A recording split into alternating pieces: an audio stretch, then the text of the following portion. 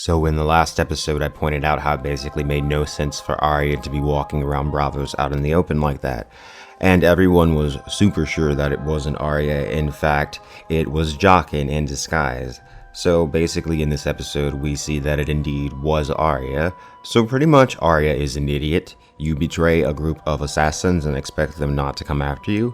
This is not the Arya that I know. The Arya that I know is smarter than this. Also, she got stabbed pretty deep in the lower abdomen, and the blade was twisted inside of her. She lost so much blood that I don't even know how she didn't pass out on the street before she snuck into the theater. She just happened to be the proper distance away from the theater to get there without dying, I guess. And later, she's running fast through the streets as fast as she can and jumping around and doing all this stuff. There's no way. There's no way that's possible, not even after a few days. Adrenaline is not the answer either. It doesn't work like that. She suffered deadly stab wounds. She would be in crippling pain for days and days at least. No way she's just running through the streets after a bowl of soup and some stitches and some milk of the poppy. That makes no sense. So many characters that don't have main character status have died from way less. It's just silly. And so she kills the waif like we all knew she would. However, they don't really show us how. And then she even sneaks up on Jaqen, and he pulls the "it was all part of the plan" BS, and he's all like, "Now you are no one." How exactly does killing the waif make her no one again? That literally makes no sense at all. And so Arya is all like, "No, I'm Arya Stark, I'm not no one." Like I've been saying since the very beginning, Bravos has been hyped up since season 2, and so far it's been a major disappointment. And also, what are the waif's motivations? Why the hell does she hate Arya so much? It's like not even addressed, like ever. I expected some big moment where it's like, I hate you because of this, but it's no, like it's just like, yeah, I just want to kill you for no reason.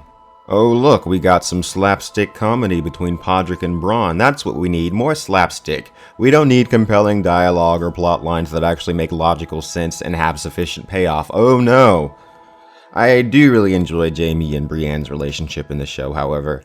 I like how Jaime tells Brienne that Oathkeeper will always be hers, and it was a touching moment. And also the moment at the end when they wave goodbye, it makes me feel like they're never going to see each other again, that one of them is probably going to die. There was something a bit ominous and sad about that scene.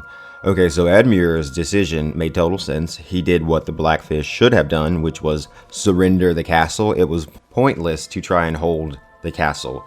There's no need for all this meaningless death. And speaking of meaningless death, Blackfish, why? He doesn't even get an on-screen death. It's so nonchalant, like, oh, he's dead. Pointless. Why not go help the rest of your family? Riverrun is not everything to you. You spent a gigantic portion of your life in the Eyrie, and you only came back recently a couple of years ago. You could serve a purpose for Jon and Sansa. What the hell are you doing? That made no sense at all. Like, another thing that made no sense. Oh, and let's move on to another scene that makes no sense whatsoever. So the trio is back together in the pyramid. We get Tyrion, Missandei, and Grey Worm trying to be funny, I guess. And then all of a sudden, they get the alert, and they go outside, and there's a bunch of fucking warships right off the coast. How the hell are they just now noticing this? Like, how incompetent are these Unsullied? The ships are already to the city. It's too late to sound the damn horn because they're already here. Realistically, they would have long since known that the ships were coming. But hey, we gotta make room for more pointless dialogue. And then everyone's scrambling about and they hear a noise on the roof of the pyramid. The roof of the goddamn pyramid. Who do you think who do you think it is? Like, is it supposed to be suspenseful? It's obviously Dany. And then she walks through and she's like, look how hot I am. And then the scene ends. Seeing the Hound take those guys out, however, was pretty damn cool if I'm being honest. So I see what's going on here now. Likely in A Song of Ice and Fire, the Hound will stay on the Isle as I expected, but in the Game of Thrones universe, they had to give him a reason to want to kill again. So they have him get close to people and then have those people brutally murdered. That way they can justify the Hound turning back to his old killing ways. I mean, it is awesome, and I like the brutal, murderous Sandor that just doesn't give a crap and will steal your shoes while you're hanging. But I feel like Martin's version of events will mean a lot more. For Sandor specifically to give up killing and adopt his life of silence is powerful. It shows that no one has to be bound to their past. You can start over. Also, the mountain scene was pretty dope. His eyes, man, the effects team did such a good job on just making him look so dang creepy. I can't wait until the pop doll comes out. The way he looks at the guy as he's choking him is so intense, and none of the other guys even try to help, and he totally just rips that guy's head off. Like, Clegane is canceled. No, wait. Clegane, it really is canceled, guys, so you can stop typing that in bolds in the comments now. Tommen, I'm gonna tell you right now, you are messing with the wrong one. I'm pretty sure. I know what rumor Qyburn is talking about, guys. It's wildfire, and I've said it before. It's everywhere.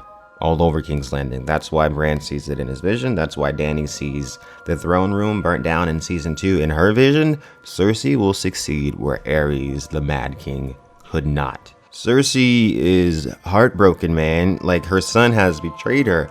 No one in that city has any love for her. So why should she care about anyone in that city? From her point of view, she's gonna kill them all. Jaime's not there. Jaime is gone. Tommen doesn't give a crap about her from her point of view. Did you see her eyes at the end? Oh, God. Oh, no. Cersei's angry, guys. And she's got wildfire and a psycho necromancer behind her. So, and the crazy mountain dude. And and if she's got wildfire, bye, King's Landing. Okay, so that concludes my review of this god-awful episode. I know people are going to hate this. It's a whole thing. But if you do like this video, feel free to subscribe and like for more ideas of ice and fire. North and north and north he looked, to the curtain of light at the end of the world, and beyond that curtain. He looked deep into the heart of winter, and then he cried out, afraid.